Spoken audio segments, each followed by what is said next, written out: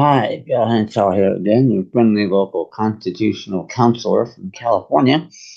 And today's subject is going to be much in the news, as you probably know. The Voting Rights Act of 1965. Ain't problem with that is it doesn't exist and it never did, at least to the extent that it depends on the non-existent 14th Amendment for any support. And that's a big deal because what you're going to learn here, and send me an email, youwinnincourt@gmail.com, is the 14th War Amendment not only does not exist, it never has. Dead bang proof, it is what it is. And in fact, we only have 12 amendments, so I'll talk about that on another occasion. But the 14th and civil rights and due process and equal protection and all that BS does not exist. And if it did, by the way, this is the big problem with it. And you'll learn about the 14th Amendment. And they didn't teach you a damn thing in the mandatory public education system about this. Didn't teach me all those decades ago either. And I went to school right outside of Washington, D.C. Is that 14th Amendment is intimately associated with federal regional martial law rule. And that's why you see the yellow fringe around the United States flag.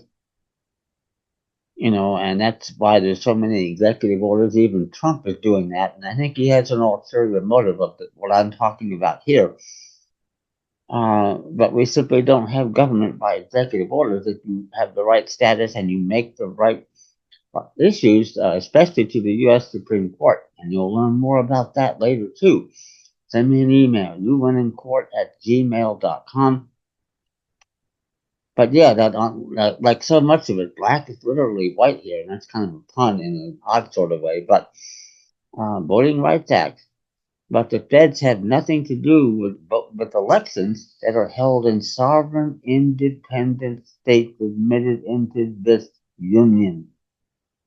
That's the major big deal, and that's why there's so much power today, lodged in Washington, D.C., because of that fact. Article 1, Section 8, Clause 17 comes into play here.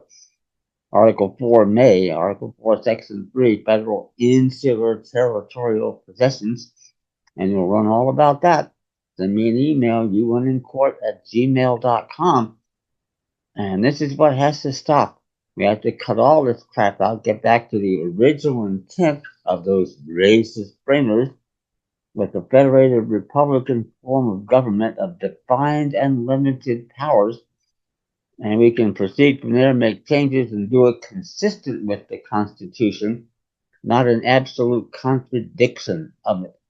There are ways to do just about anything with the amendment process, and you'll learn more about that too.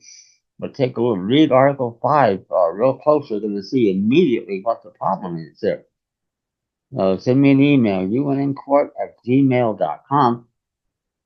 And this is all great not only for all of us, but for those of you who have families, for your children and your posterity.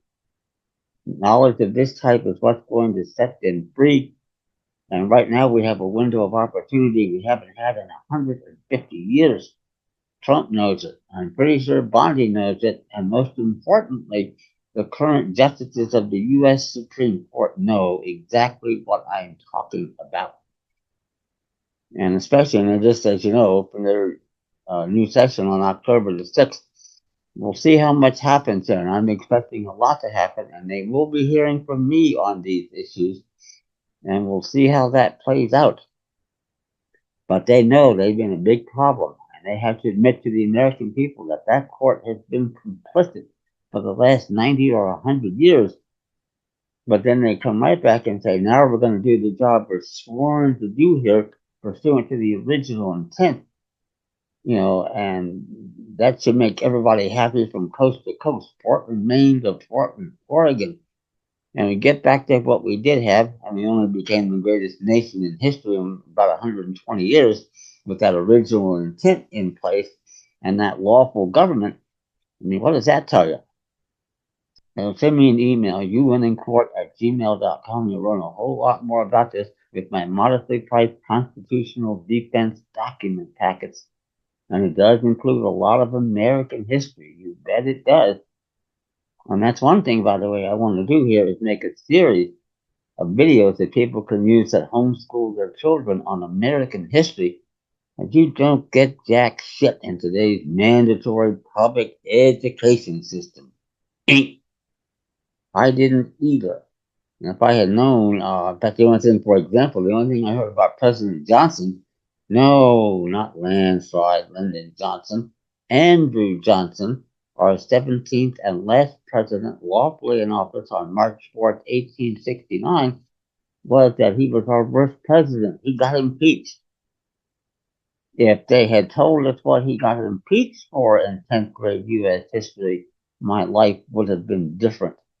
And you're going to learn all about that and learn why he did everything he could to prevent the New York banksters and the martial law takeover of the government of the United States and the sovereign independent states.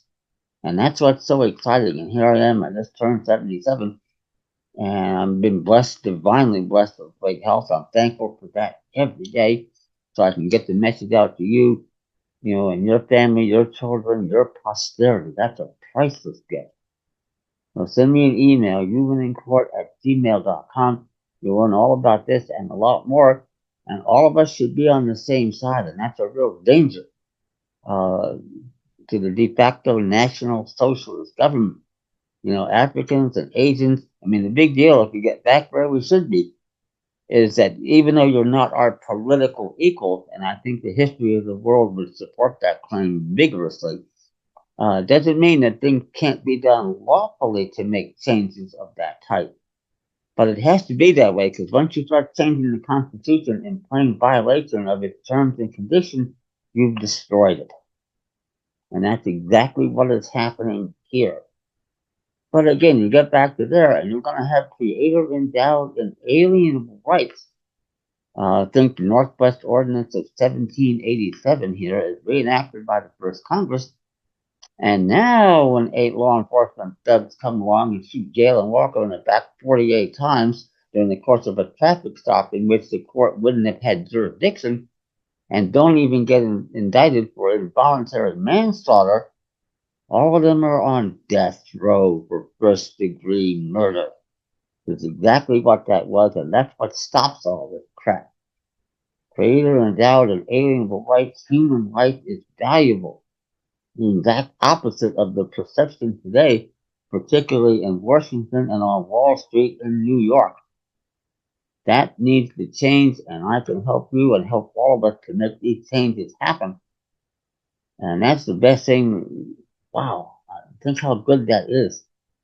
Creator endowed and alienable rights, and they have to respect them. It's a principal and agent relationship. And what they think today is that it's guardian and ward, otherwise known as master and slave. So not only did the 13th Amendment really not get taken, got passed, but it didn't have anything to do with slavery because now with the 14th Amendment, it got put right back in if it needed to be. That's how screwed up American history is back in the day. And you need to know about it. Send me an email, youwinnincourt@gmail.com. You're going to learn a lot about what I'm talking about. It's be the best thing that you've ever done, and it's the best thing I've ever done. I'm in my fourth decade now, all in because of what I know and what I can prove. And I will be in the Supreme Court of the United States later this term in the original jurisdiction, not the appellate side. You're going to learn all about that too. And you can follow me, and if they do their sworn duty, and they know damn well when we show up in the original jurisdiction, that's not optional. You have to do your job there and give effect to the original intent of the framers if the Constitution remains in full force and effect. If it's only the 14th War Amendment, you have to tell the American people that and say, sorry, we screwed up big time, but there are no peaceful remedies here. And let whatever happens, happen. And I can't believe this court is going to do that. I simply can't. I've been living for the last 5 or 6 terms now. They know they haven't done things nearly as fast as I would personally like, but they know exactly what's going on. Trump does. He just issued an executive order you'll learn all about. Sounds exactly like me. I could have written it. I mean, that's how good this is getting, this window of opportunity. We can go back, make it right, and do the best we can with collateral consequences. And there will be some, no question about that. But send me an email, youwincourt@gmail.com. You'll learn all about that. And remember to subscribe, like the videos, tell your friends, get the word out. The sooner we start invoking our rights, the quicker we take care of all of the problems. Thank you.